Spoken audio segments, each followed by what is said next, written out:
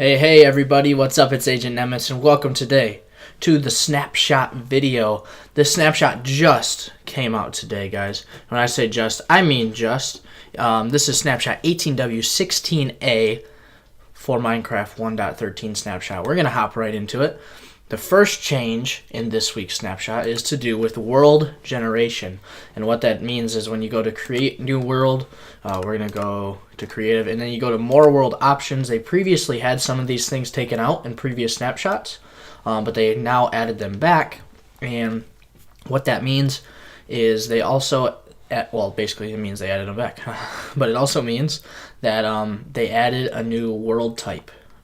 Yes, that is awesome. So there's default, like always. Then there's super flat, and you can customize it just like always. Then there's large biomes, same old. Then there's amplified, that's always been there. And then there's this new one called buffet. I know it looks like buffet, but it's buffet. If I click it again, it'll just go back to default, but I can hit customize. This is totally brand new, by the way. This was never in the game before. And then there's buffet world customization. Please select a generation or generator type, world generator, overworld, or the end. So overworld is basically like normal generation, and the end is like islands, like floating islands above the void.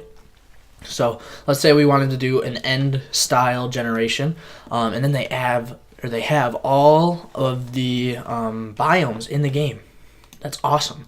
So there's ocean, plains, desert, extreme hills. You can read it all. You can see it all. Ice mountains, beach, all this stuff. That's all part of the game. Then we start to get to stuff like this. Stone beach. I've never heard of that in the game before. Then there's, let's see. Where is it? There is... the end floating islands, medium islands, high, all the end stuff is right here, the end generation. Then there's, let's see. There's one thing in particular. You can make a void world in the buffet style. That's cool. There's sunflower plains. Oh, here it is. Here's where it starts to get into the different stuff.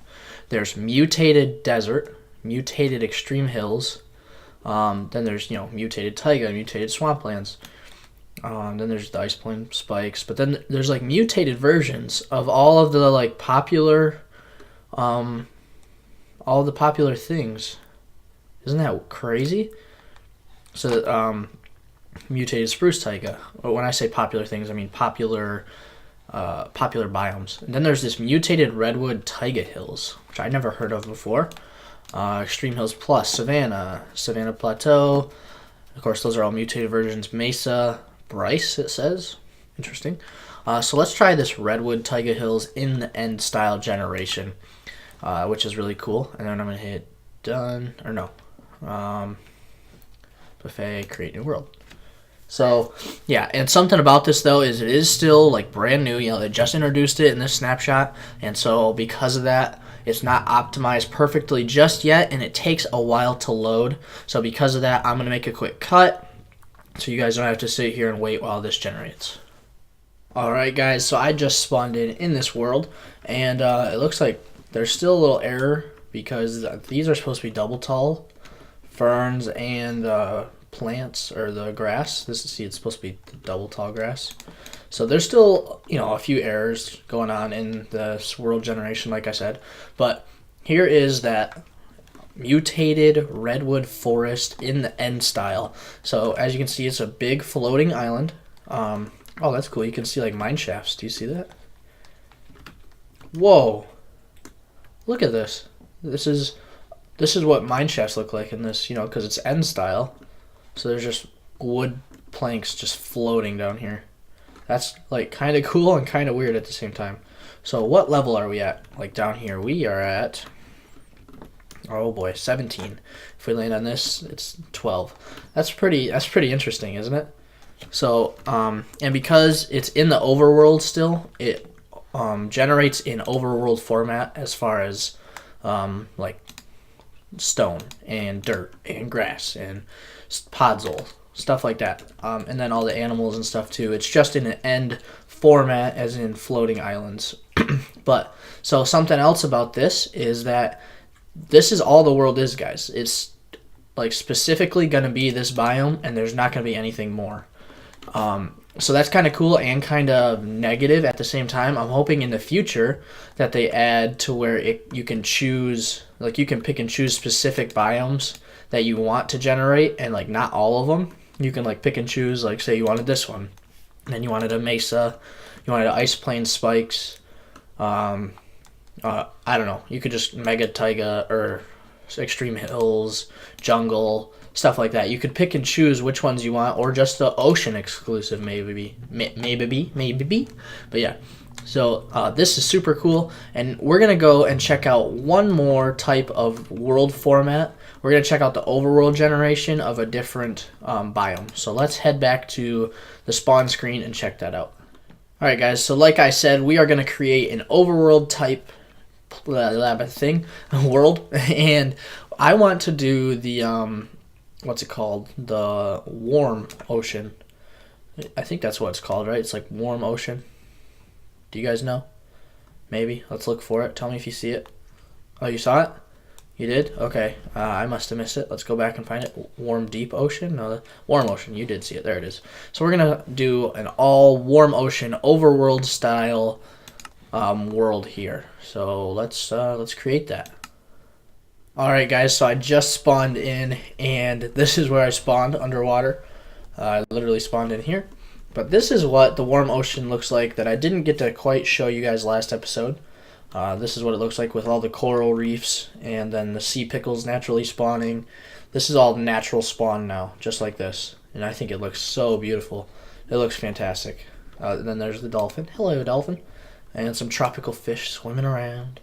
But yeah, so this is, and then this is the warm ocean color too. It's like a lighter tropical watercolor, which I really like. I think it looks fantastic. I love what they did with the new watercolor textures.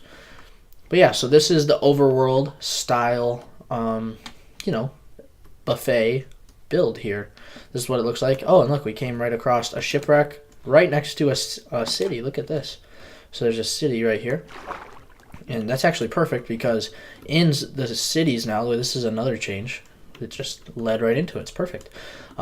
In these underwater ruins or underwater cities, the drowns, these guys, look, they naturally spawn here, and they're like, it's almost like they were residents of this area. That's what it's supposed to be like, because they were residents of this underwater city, who then drowned and became the mob, and they protect it now. So that's kind of cool. Another interesting change, and of course there's chests in almost all the buildings. You just gotta find it. There it is right there.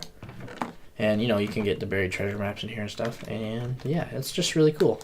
So that's another quick change to note as we're going through this snapshot video.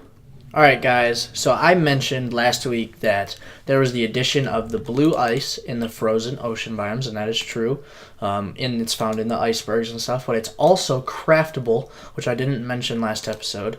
You could make it like this by going and putting the packed ice in the 3x3 and then you get blue ice out of that.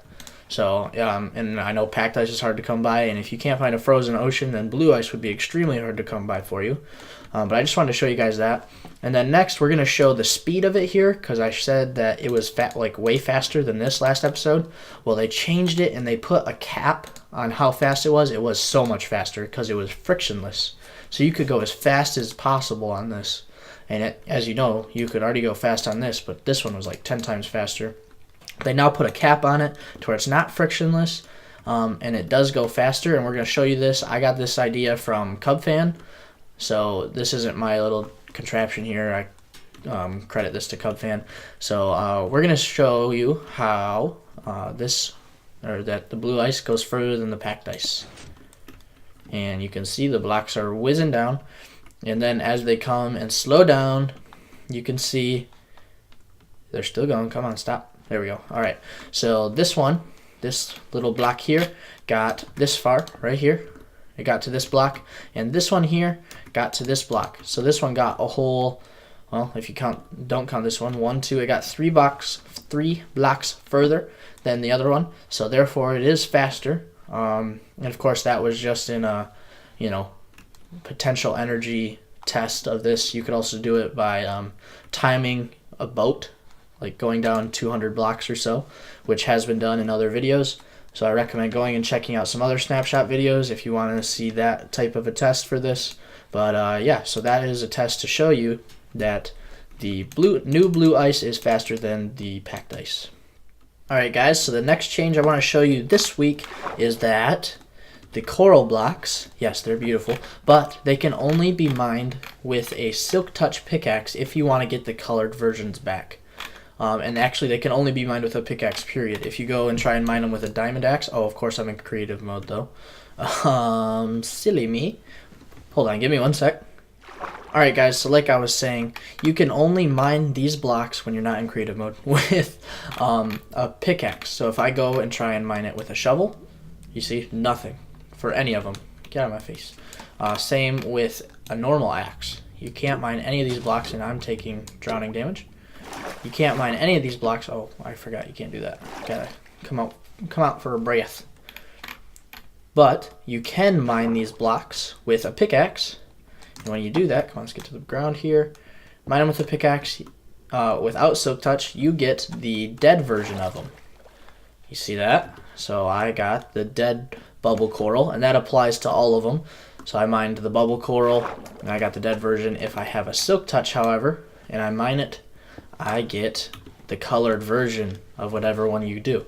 So that is another new change that's it makes like really good sense, I guess, because it applies to like glass and other things kind of like that. Yeah, and then another quick change is that, let me actually go back into game mode creative to show you this, because it'll just be easier, you know. So we'll make it out, and then so if you remember how before when you would place down a living coral block, it would die instantly? Well, now it doesn't die instantly, but it will die out over time. So as you see, I placed that one down first, it died, and then you see they're slowly all dying. But if you get a water bucket still, or if you place water on them before they die, they will be perfectly fine. So you saw I placed that one down before it died. It's still not dead yet. Bam. And now it's okay. You see that? So that is another change that is kind of cool that I like for this episode. And another thing is that I can't show it to you right now because I'm not by War Motion, but the coral fans, which are the ones that spawn on the side of the block, or the ones that can only be placed on the side, those naturally spawn in with the coral now. So like when you find a War Motion, you'll see it, stuff like this, but with all the colors, because they naturally spawn on the side now.